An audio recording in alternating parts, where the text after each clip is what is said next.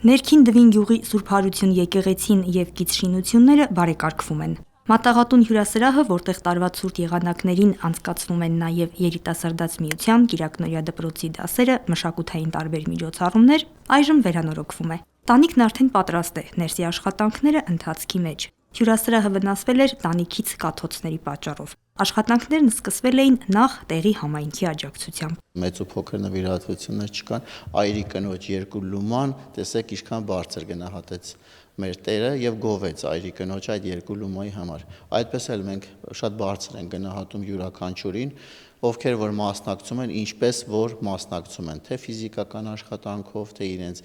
ֆինանսական ներդրումով, ինչ չափի էլ որ լինի, ամեն անգամ եւ իրենց էլ ենք ասում, հիմա էլ առիթը օգտագործելով ասում ենք, որ շնորհակալ ենք, որ կանգնած եք եկեղեցու կողքին, վստահում եք ձեր Տեր հայրին եւ նրա նախաձեռնությանը,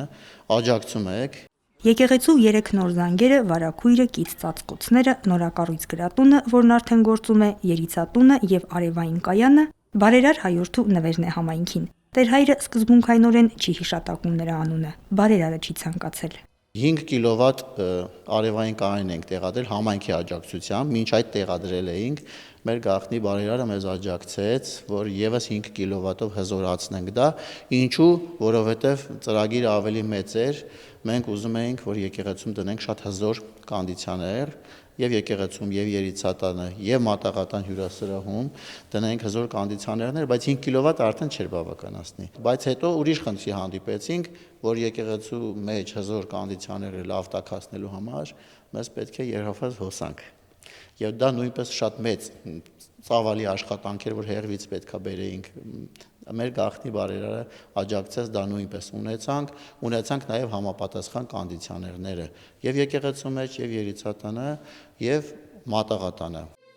Հանգանակված գումարի, կատարված գնումների, արված աշխատանքների մասին Տեր հայրը պարբերաբար եկեղեցու Facebook-յան էջում «Գիտես բոլորի» հաշվետվություններ է ներկայացնում։ Եվ թափանցիկության, եւ համայնքի ու ինքս ինձ հաշվետվության համար եմ դա անում, ասում է նա։ Եկեղեցին մեր տունն է, բոլորինս է, եւ իսկապես այստեղ այդպես է,